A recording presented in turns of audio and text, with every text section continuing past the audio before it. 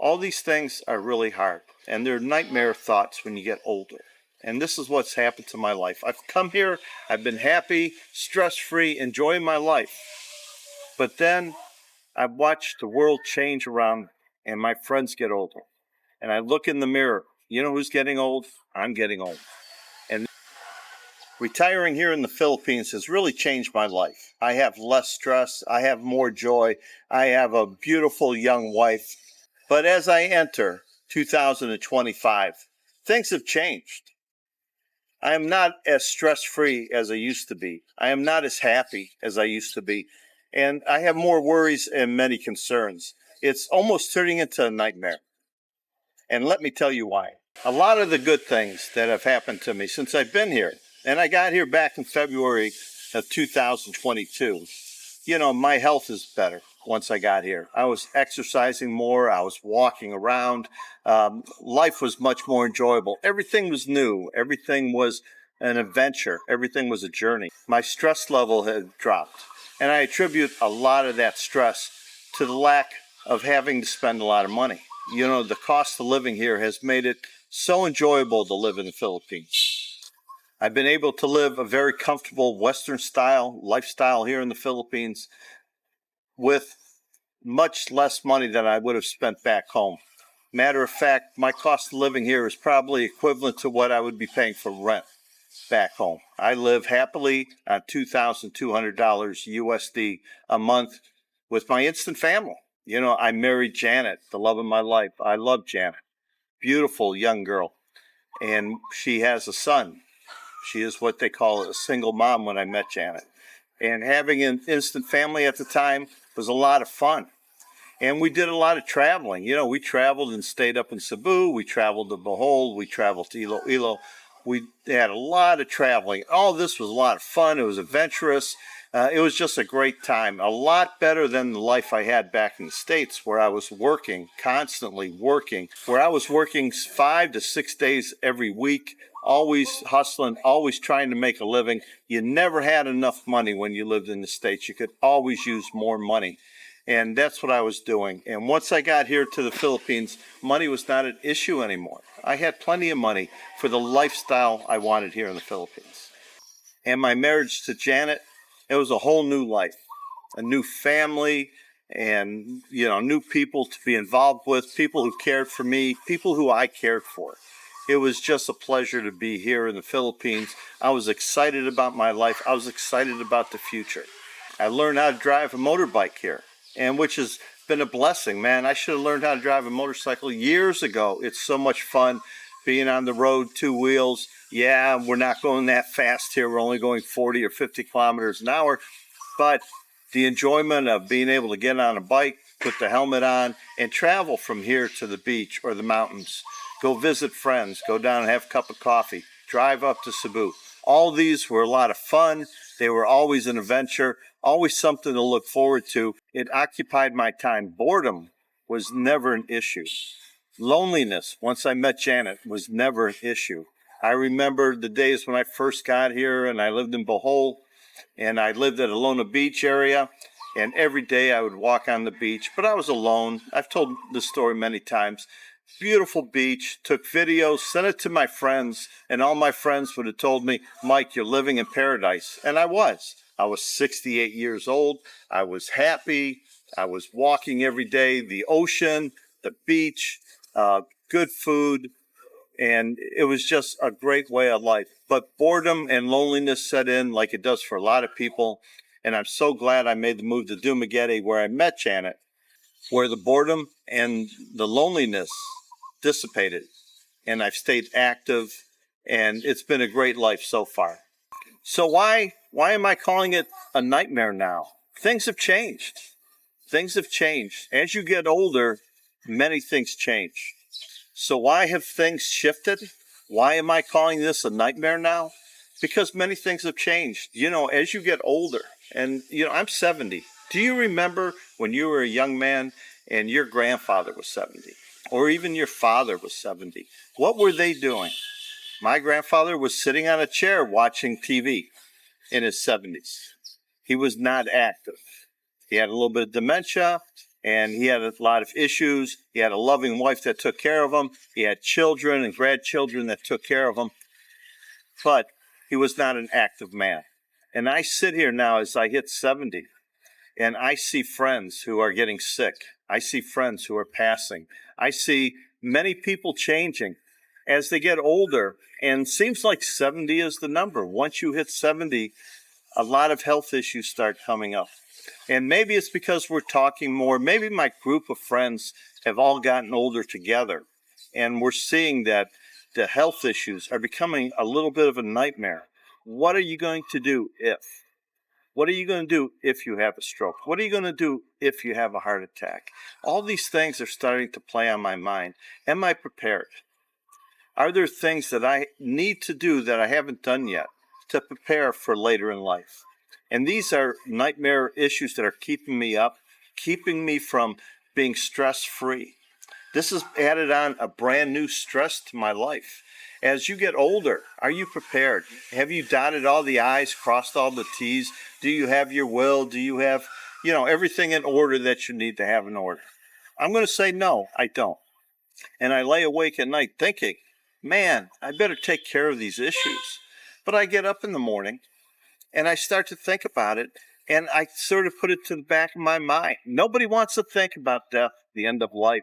Nobody wants to think about when they get sick. And so my stress-free living has gotten much more stressful as of late. I'm watching TV. I'm reading news clips, on the internet, and actors and sports athletes that I used to follow and friends back home are dying off one at a time, and they're my age or younger. And it's starting to catch up with me that I'm old. I'm no longer a spring chicken. I'm no longer that guy that can go downtown Cebu or Manila and wander around and find some hot babes and have a great time. I'm older. I'm ready to settle down and have that old man life. Now, I'm not saying get a rocking chair or crawl up in the corner and quit living. I'm going to keep living. I'm going to keep traveling. I'm going to keep doing things. But issues come up. I get frustrated with many different things now. My patience is less than it used to be. I tell everybody, come to the Philippines and bring a lot of patience with you. And I did when I first got here. I had a lot of patience. And I do have patience with restaurants, and I do have patience with people as a whole, with Philippine time and all these other things that you deal with on a day-to-day basis. I do have patience, but my patience is running thin when it's dealing with the bureaucracy. Buying this property has become so stressful for me. If there's something I could have done over again, I probably wouldn't have bought the property, because dealing with attorneys, everything takes so much time. A month goes by and nothing happens. 2 months go by and nothing happens. But they are working on it. And it's just how much time it takes. I talk to so many expats here about the time it takes for a title to a property to come to fruition, to get that pink slip in your hand, as we're going to call it, to get clear title in your hand. It can take a year, up to 2 years, depending on the circumstances. And every time I go and talk to the attorney, there's some new problem. It isn't that nobody's working on it. It isn't that somebody's trying to cheat me. It's just it takes so damn long. So used to instant gratification. When we were back home, instant gratification is something we wanted all the time. I would go buy furniture. I remember moving to Pleasanton, California for a job that I had up there, and I rented an apartment. And I went to the department store to buy furniture. I saw a living room set that I really wanted. And I said, I'll buy this if you can deliver it today. Well, they couldn't deliver it today, so I didn't get it. I went somewhere else until I found somebody that I could buy the furniture from today, and they would deliver the same day. That's called instant gratification. Here in the Philippines, it takes forever. It doesn't really take forever, but it isn't instant gratification. It takes time. I'm used to ordering food and getting the wrong item, not prepared the exact way I wanted. Those don't bother me. But for some reason, things that take just way too long, when they really shouldn't take that long, are starting to bother me. Is that old age? Probably. Am I turning into that grumpy old man? Probably. I'm 70 now, turning 71 soon. So grumpy old man, I think I'm allowed to be, as long as I don't hurt nobody. But I'm grumpy sometimes. I wake up not grumpy, but I end my day sometimes grumpy. And guys, let me tell you a little bit about an instant family. For those of you who are coming here and you want a girlfriend or a wife that doesn't have children, that's fine. I don't mind children. I don't mind children. But you know what happens to children? They turn into teenagers. If they're American children, Canadian, Australian, from Europe, or the Philippines, teenagers are tough to deal with. They have a different language. They have a different set of needs and wants. I have decided in my life with Janet's son, PJ, who I love dearly, I do everything I can for PJ. But he is a teenager. He's hard to deal with sometimes. They go by a different set of rules. They like talking to their classmates and their cousins. They don't sit in the living room with us and watch a movie together. Everything's separate. He likes being private, which is great, and everything. But my one goal in life is just to make sure PJ's educated. I hope when I'm finished in my time, he has finished his high school and moved on to college and has an education that is needed to become successful in life here in the Philippines or anywhere else in the world. That's my one goal. But now it's becoming stressful. Now that is becoming stressful. Is he learning enough? Am I giving him too much freedom? I was a single guy, always enjoying my life. I enjoyed my life as a young man, and I enjoyed my life as a middle-aged man. But now I see somebody who I can help. I hope I can help mold him into a good man. That's all I can hope for, is that he's educated and he turns out to be a good man. And Janet, I know, wants the same thing. So, but that's stressful, taking on the responsibility of somebody else's child, Janet's child, and the responsibility to raise and to get him educated. That's all stressful. Am I doing the right things? Should I discipline him? Should I not discipline him? Do I let him do this? You know, do I buy him a bike so he can ride up and down the highway, which Janet and I both find dangerous? How do you handle a teenage boy? I think that's the secret. None of us really have mastered, but that's one of the many stresses that I've got. And I really hope that I've done everything paperwork-wise. I'm hoping I have the will proper. I'm hoping I've taught Janet how to get her finances. Have I taught her how to get money out of my bank account if I'm so? I've done these things, but have I done it well enough that she can do it? We practice, but I'm sitting there. And when she hits the wrong button, I'm there to help her. These things now have made my life very stressful. And when you come over here, peaceful, relaxed, enjoying the young girls, enjoying the life of a young man here in the Philippines, and I'm calling 65-year-old young men, you come here and you enjoy that. But at some point, you turn old. And does old age turn into a nightmare? It's a good thing that I have somebody who loves me and will take care of me. It's a good thing I have good friends that I can lean on for support and advice and someone just to talk to and throw ideas off the wall. You know, throw some shit against the wall and see if it sticks. Does it make sense what I do? How do I handle my Social Security? How do I handle my banking? How do I handle everything? Am I doing the right thing? This is what's turning my life into a nightmare. And would it have turned my life into a nightmare if I was living in the U.S.? Of course. Of course. Where am I going to live today? How am I going to earn money? I'm 70 years old. I don't think they have greeters at Walmart anymore. You know, that was my job in training all my life.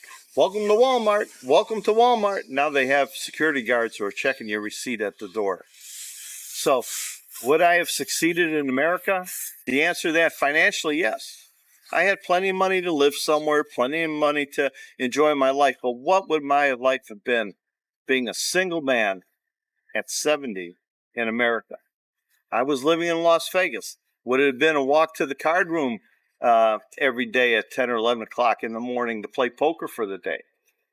Would it be going to the sports book and watching baseball? Would it be going to Sunset Park and try a little fishing? What does one do? What happens if I can't drive? and I live in the U.S. by myself. I have to go into some assisted living, or I have to go into a community type living where they take care of older folks. All these things are really hard, and they're nightmare thoughts when you get older. And this is what's happened to my life. I've come here, I've been happy, stress-free, enjoying my life. But then I've watched the world change around, and my friends get older. And I look in the mirror. You know who's getting old? I'm getting old. And these things are really starting to bother me. So reflect on how this has changed my outlook on life. Well, my outlook on life is I'm pretty well stuck here. I'm pretty well stuck here. You know, this is the bed I've made. This is the life I've made for myself here. I can go back to the U.S. and desert Janet and desert PJ. You know, run away like a coward. But I don't want to. I like my life here. No matter how much of a nightmare it is, no matter how hard it gets, I'm a tough guy. I can handle it. But what's it going to be like 2 more years from now or 3 years from now, where I've gone from a very non-stressful life, a very happy life, to this life? And now what will this life change into in 3 years from now when I'm 73 or 74? How will the next decade of my life go? The decade of my 60s was pretty good. Even though there was COVID in there and a bunch of bumps in the road, my life as a whole was pretty good. But now that I hit my 70s, how are the 70s going to be for me? We're all sitting around here thinking, this TUBEBUDDY YouTube community, it's older. The community that I know is older. There's a lot of younger YouTubers here who will change the face of YouTube here in the Philippines. But then again, no matter how young they are, the men who are coming here to the Philippines are 62, 65, 68 years old. These are men who are retiring, finished working, and coming here. So I'll still reach out with more advice. But the landscape is changing. And as every year goes by, there's going to be less and less of us old people here. That's just life. The circle of life. So my life has gone from a dream come true to a nightmare that I've gotten old. And being old is not sometimes you can sit back and it's sad. But you have to reflect on the happiness of being old. The wisdom you have. The encouragement you can give others. This is not a story of sadness. This is a story of truth and reflecting. So how am I going to cope with all this? How am I going to try and make my life better? How am I going to try and bring it out of the nightmare that it's in and improve it? Well, one, I need to take care of my health better. I need to take care of my chubby body. I need to eat better. I need to exercise more and just do the right things. Things that you know are right, but it's hard to do. It's hard to start. But I need to start those. And if I don't have the discipline to start those, well, then I get what I deserve. It's not that hard to walk and exercise. It's not that hard to eat right. It's not that hard. It's just something I always put off. Oh, I'll do it next month. I'll do it next week. I'll do it next year. Until I look in the mirror and I go, oh my God, why didn't I start 2 months ago? So health, my health issues. I need to be more proactive in my health. And the thing with going to see the doctor is sometimes you get bad news, and the bad news gives you more stress.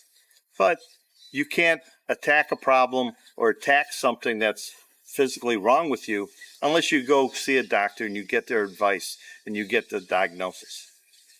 So seeing a doctor more and staying healthier, exercising more, these are things that I need to improve on. The bureaucracy.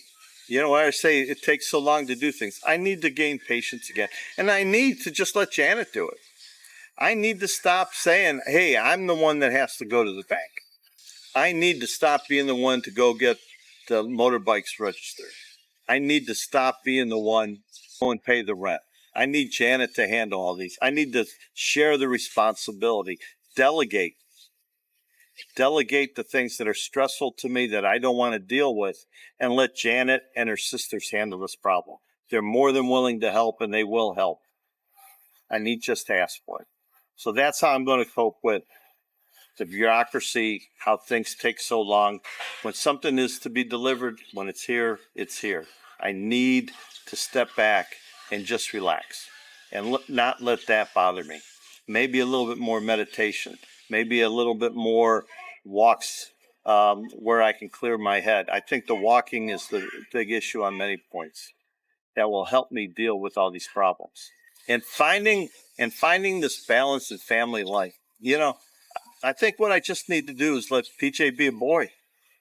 Let him go through the ups and downs of being a teenager. I don't have to be there to catch him every time he falls. He's a big boy. He has uncles that can help him over the hard spots. I don't have to be that one to be there to think I have to solve all the problems that a teenage boy has.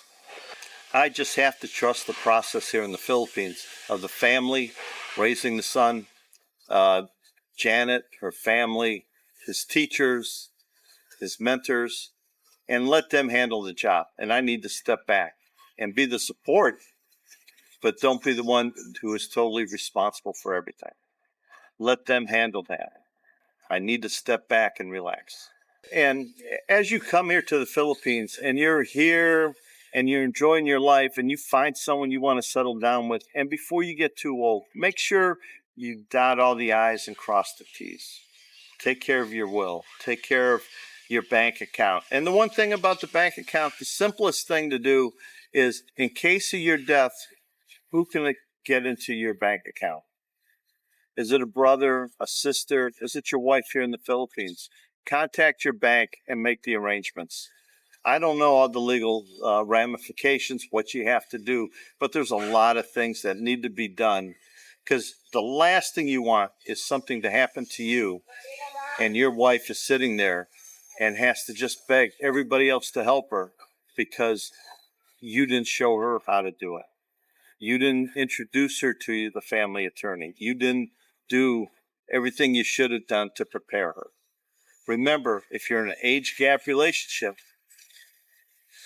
that chances are you're going to go first. So prepare for the worst and hope for the best. Guys, plan on success. Don't plan on failure. Lack of planning causes failure. Until next time.